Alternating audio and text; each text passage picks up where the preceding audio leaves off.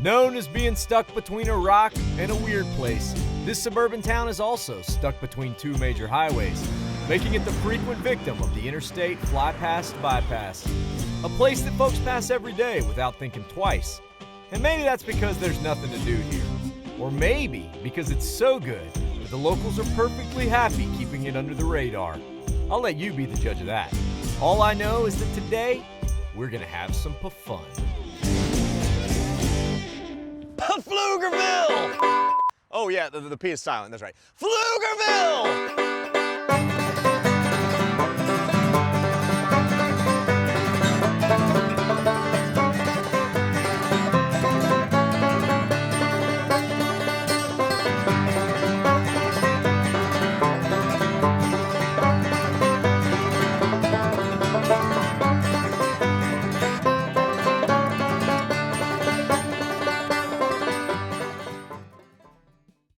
This episode was made for y'all with the help of our awesome partners. Check the caption for more info.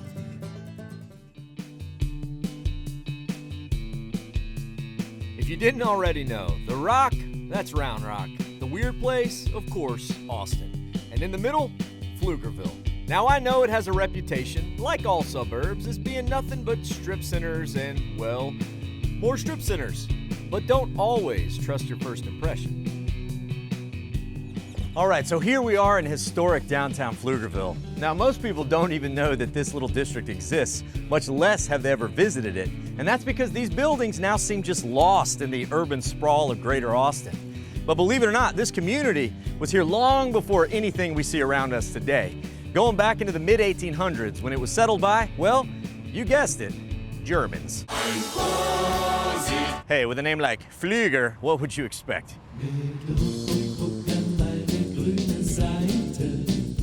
German roots still run deep in this town. Whether you're actually German or you just adopt the German accent and lederhosen every year for Deutschenfest, which is a Pflugerville cultural experience all its own. But if you trace the family tree way back, you arrive at German patriarch Henry Pfluger, and the Pfluger family home is actually still standing today, just on private property. But the home of another pfounding pfather is now the town's main museum, known as the Heritage House.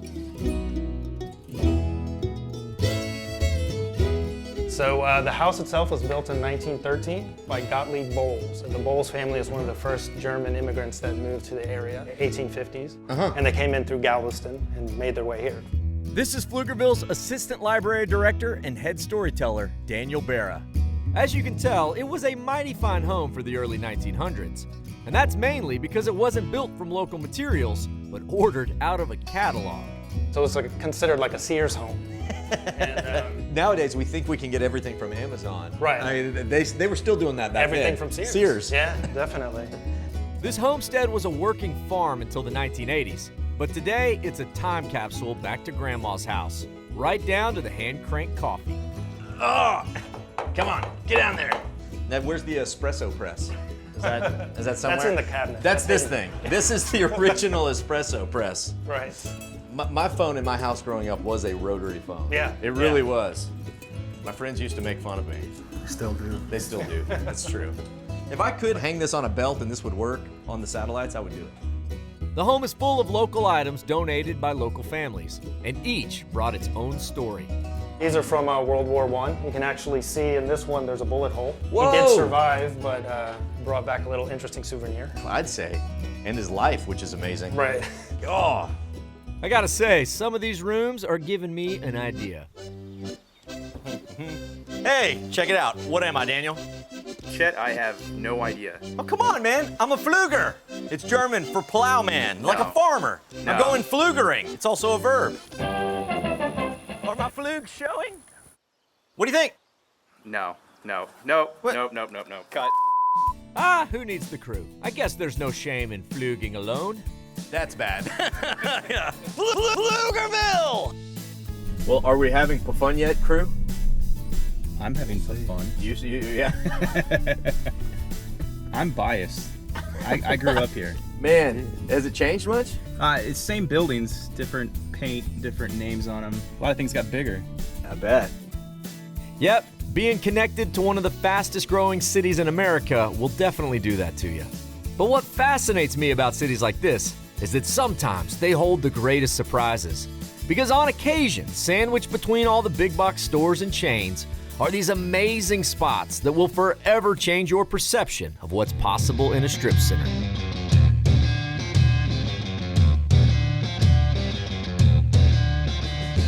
This is Brotherton's Black Iron Eats. And they may be the new kid on the butcher block, but they're already smoking the competition. Here's pit boss John Brotherton. Is this line's normal now for you, isn't It is it? normal, yeah. We get pretty crazy in here at lunchtime for sure. Phenomenal. Yeah. I don't know if you can break away or not, but I'd love Absolutely. to sort of see what you guys do. Yeah, let's do it, man. I'll take you out to the pit. Perfect place to start. Let's do it. Oh, it smells good in here. Well, this isn't exactly convenient to like step out the back door and check No, on the it's pits. not. We're out here at the end of the parking lot, so. Hey man, it doesn't matter where you are. It's what's yeah. on the plate though, right? Yeah, exactly. So pretty much everything's come off. We still got some briskets that are still on here finishing up.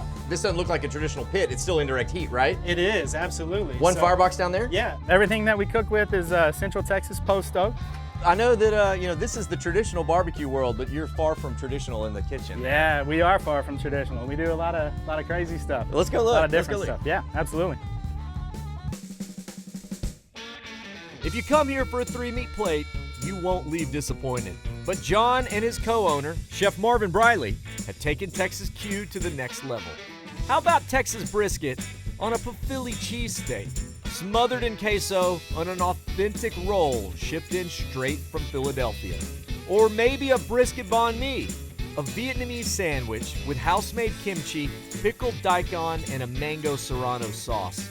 Or if those don't tickle your fancy, maybe Brotherton's soon-to-be iconic brisket pastrami Reuben. Start off with a pastrami, which we brine in-house, and then it's got a pepper coriander bark on it, or the rub, it's pepper and coriander. We've got a marble rye, Swiss cheese, and then we've got a sauerkraut that we ferment in-house. So we start from raw cabbage, salt it, we put it in a fermenting pot. That's legit. House-made Thousand Island dressing. That looks amazing. It's taken everything within me to not just go to town. Is that for another customer? That's for you, Chet. What? Yeah, Can, we're generous don't like tease. that, man. Don't Yeah. tease me like that. Have at it. That's not bad. That not bad. That is off the charts good. Thank you.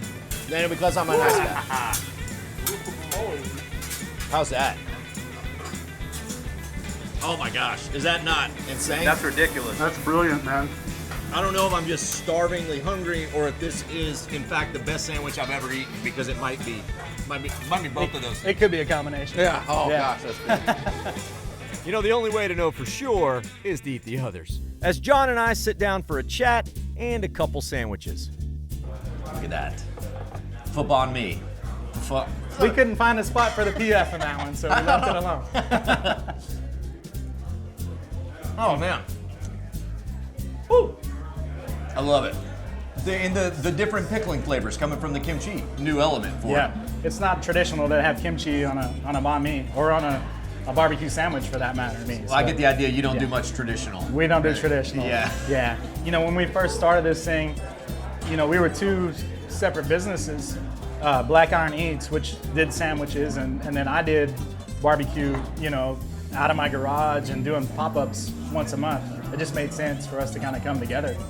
Wow. So I don't think any of this is where we thought it was going to be originally. The best journeys always have an element of surprise along the way. Absolutely. Right? I don't think it would have been this fun if we're just slinging traditional barbecue. Oh yeah, no So, way. It's phenomenal, man. Thank you, sir. Thanks, Appreciate brother. that. Absolutely. Very much appreciate Thanks, it. brother. I mean, you get that all the time, I'm sure, but I do. for And then you, they're like, it's brother, ton. Yeah, like. He gets that joke a ton. I know. Yeah. Oh, that's even worse, Richie. That's worse. Dude, can we take a moment though and acknowledge the greatness of that barbecue? I can't. He's sleeping. Now, Pflugerville is far from faceless. Sorry, but these guys really do love their PF.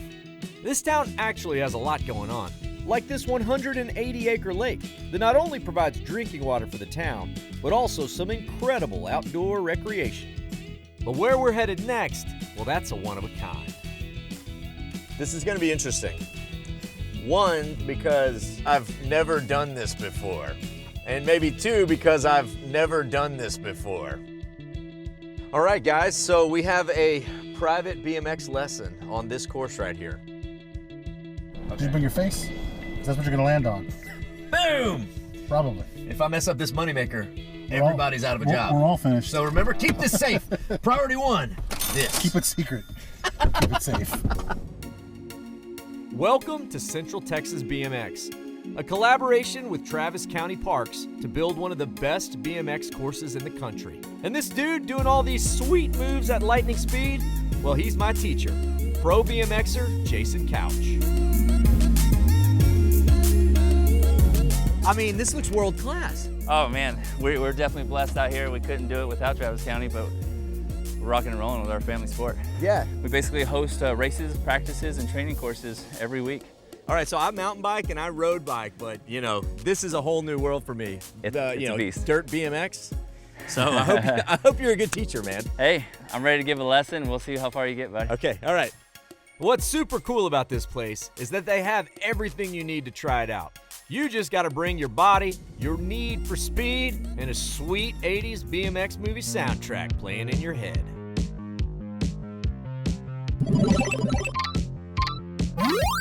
When you're ready, man, we'll go up to the first jump. We're already doing this? I thought, is this how the training wheels go? Nah, this is it right here.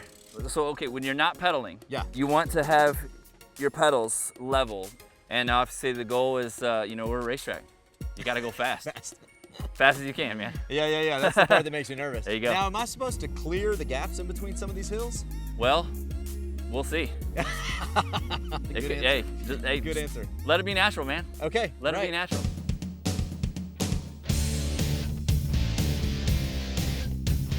Four straightaways, 3 turns, 1,240 foot long, which is like 1,000,000 feet long in the BMX world.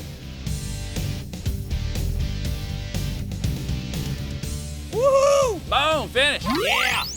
So that's your BMX course right there. Got it. Now the idea is you should get a little faster every time, right? Yes, sir. You did pretty good on that first lap. Let's start working on the hill. Yeah. The hill. A 25-foot Olympic drop, the tallest in Texas. Now, I know it doesn't look that big on camera, but when you're standing up here looking down, it's BMX Mount Everest.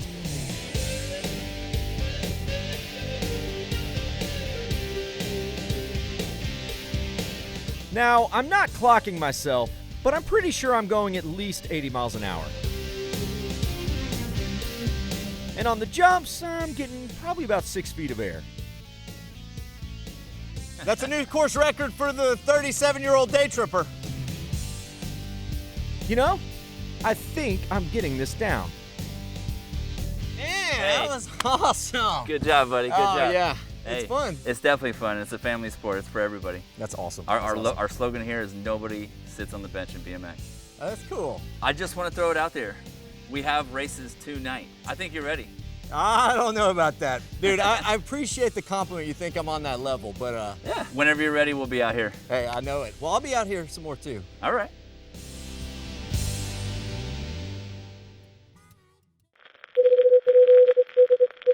We now interrupt this programming to remind you to like and subscribe. Now back to the road.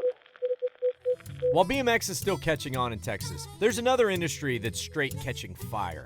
Now, we've done wineries and breweries here, but the new Lone Star frontier is distilleries. And one of the best in the state happens to be right here in Pflugerville. Welcome to the Spirit of Texas Independent Distillery. And this is owner Sean Seams, making rum and whiskey from this warehouse shed that's already winning international awards. So where did it all get started here? I'm an engineer by trade. Yeah. I started with a couple of other partners. We were home brewing, making beer, talking about starting a brewery. Okay, and that turned into a distillery. Let's make the harder stuff. Just jump straight to it. I mean, we're all engineers. We can come back and we can build our own equipment and come up with our own process. That's the Texas way. And that's what we did. So Sean and his buddies whipped out a fraction still, which looks like something out of crazy Uncle Cletus's woodshed. We're boiling out alcohol. We're Out of the boiling pots here. Okay. So basically like vaporizing it. And what goes? Back up a little bit, because Sure. assume I know nothing. I Okay. actually know a whole lot, but just assume. Just trying to make him look like an expert, but I already know. So with our rum, we start with a high food grade molasses. Looks like oil, but you would love to pour some of that on your pancakes. I want it on some warm biscuits right now. Exactly. Oh, that smells awesome. So yeah, we take the molasses, we blend it with water to homogenize it, and then we basically pitch yeast and we let it ferment for a couple of weeks. That happened in in our these fermentation tanks here. Once it's done, we pump over into our stills, and this is where we would basically boil out the alcohol. Okay. It's simple moonshining 101. Most of the art happens in the next step.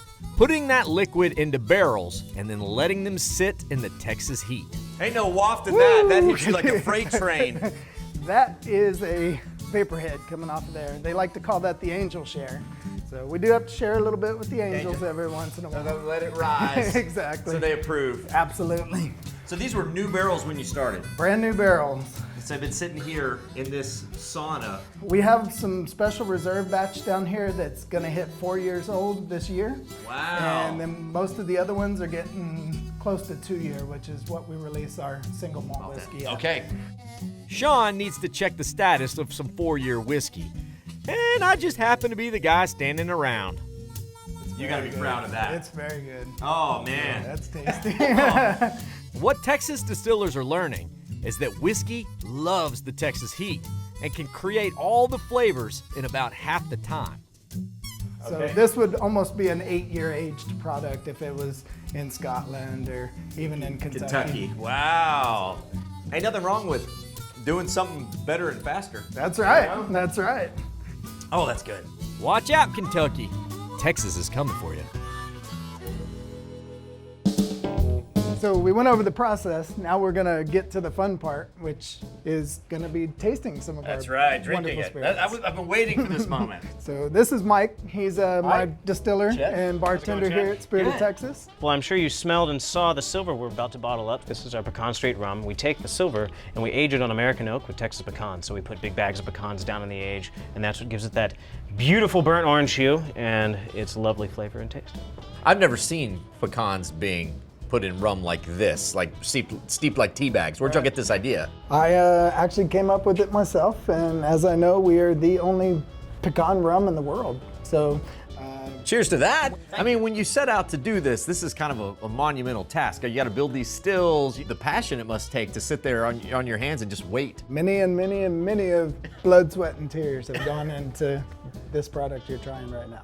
So, well, it shows, man. Thank you. It's excellent. Beyond just getting a tour and a tasting, this is actually a really great place to hang out. They have a really fun cocktail menu based on their spirits. And today, they're adding another. In honor of your presence here, this is the Day Tripper. We'll go backwards. The Trip is, of course, the single malt whiskey. The Day is some bright, sunny lemonade. And the Texas is a little bit of locally sourced blackberry. That's awesome. Oh man, that's good.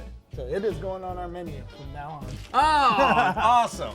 This is my first signature cocktail named after the show. I think only appropriate that the crew should enjoy this with me. I think you're absolutely correct. You know, not that one. You enjoy your own one. Well, never mind. Okay. You know, I think we've all earned a little afternoon break. Now, to pair this with some dinner. You know, since the beginning, Texas cuisine has been a mix of different cultures. Mexican, German, French, Spanish. I mean, the list goes on. And in Pflugerville, well, you can add another unexpected entrant to that list. Ethiopian. And this little taste of the oldest country in Africa is run by Woni Miriam and her husband Solomon. But in truth, well, it's an entire family affair. And joining us for dinner is Woni's brother, Ephraim. Okay. So this is the plate? This is called a masop. Oh no, this is the plate. This is where the plate goes on. Dining Ethiopian style is a very different experience. But this is all part of the process. The food is meticulously plated, family style, in front of the guests. as the pride and culture of Ethiopia go on display in every dish and scent. Dishes like dorawat, spicy stewed chicken that's now the national dish of Ethiopia. Siga tibs, marinated beef sautéed with peppers, onions, and traditional spices. Kitfa, made of minced medium rare beef and plenty of butter. Chicken, beef, goat, it's all here and all good.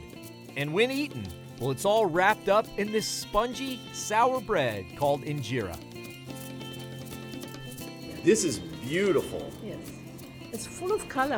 And I love the presentation, the ceremony of it. It's the best part. Yeah. And here are your utensils.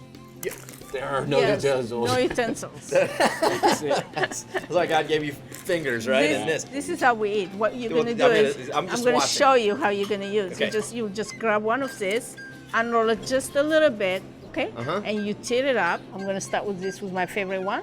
I can hold one like this, or I can add more cheese on it. Okay? Okay. And if I have a guest or my husband next to me, I'll feed him. So that's called gursha. Oh, customary. See? You know, I can get behind the gursha. The food is delicious, and eating with your fingers makes it all the better.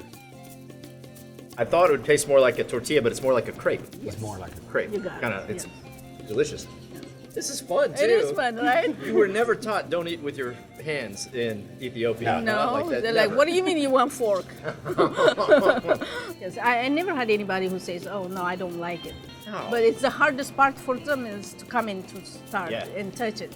Trust me, once you taste People the food, are I know you're gonna enjoy it. So I have nothing to worry try about. it, but once they try it, they're hooked. Yeah, Yeah, that's it. There's something kind of familiar. I can see how this food, if you were raised on it, your soul connects with this food, doesn't it? There you go, you got it. Yes. Yeah.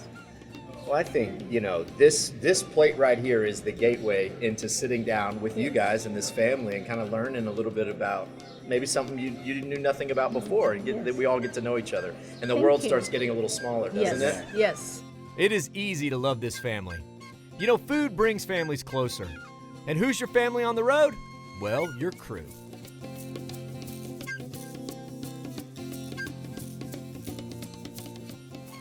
Guys, what time was that race tonight? Like 7:30 or something? I think we got just enough time to get there. I'm doing it. I decided. I feel good. I think it's the food. It's made me brave. We're going back to the course. Race night. Race night. Race night.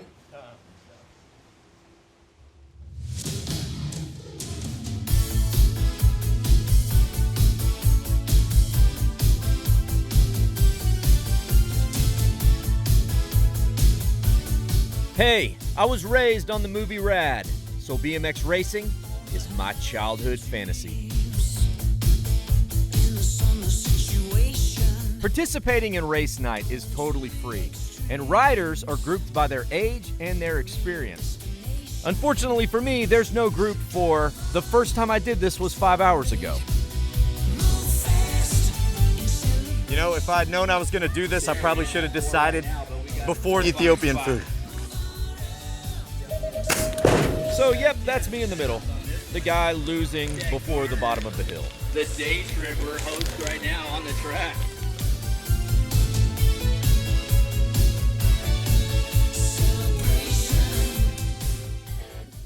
You know, big cities may get all the attention, but beyond the bright lights and shiny buildings, deep in the burbs is another world that is just as cool.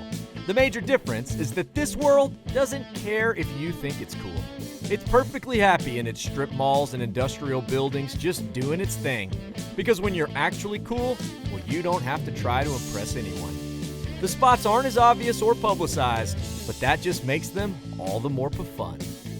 Oh, and since there were only 3 people in my division, Dude. They give you a medal? I placed third. I got third place. That's disappointing. The girls you rode with had ponytails. It doesn't matter. They didn't have ponytails, and it doesn't matter that there were only 3 people in my race. I got third. Yes. yeah! Hey guys, good racing out there. Absolutely. Thank y'all for allowing me to trail in your dust behind you. It was an honor. We're number 3. We're number 3. We're number 3. Come on. We're number 3. That's not bad. Pretty All good. right, so all I gotta say now, vaya con Dios, amigos. I gotta practice for the next race. Back to the track. Howdy, y'all. Follow along with my adventures at Chet Tripper on Instagram and at The Day Tripper TV on Facebook and YouTube. Or head to thedaytripper.com for travel guides, past episodes, and info on our mobile app and Team Day Tripper. This episode was made for y'all with the help of our awesome partners. Check the caption for more info. Howdy, y'all. Chet the Day Tripper here. Thanks so much for tripping with us. Remember, while you're here, like this video, subscribe to our channel so that we can stay out there on the road and keep on tripping. Did we miss anything in this town? Leave us a comment, let us know. We love finding out about new stops with all of your tips. And if you love Epic Texas Day Trips, remember to check our channel. We got a lot of them on there. Also, don't forget, if you want some sweet Day Tripper merch or another cool Texas-made product, come see us in Georgetown at the Day Tripper World Headquarters. You can also shop online if you check the link down there in the caption. All right, y'all. Bye con Dios, amigos.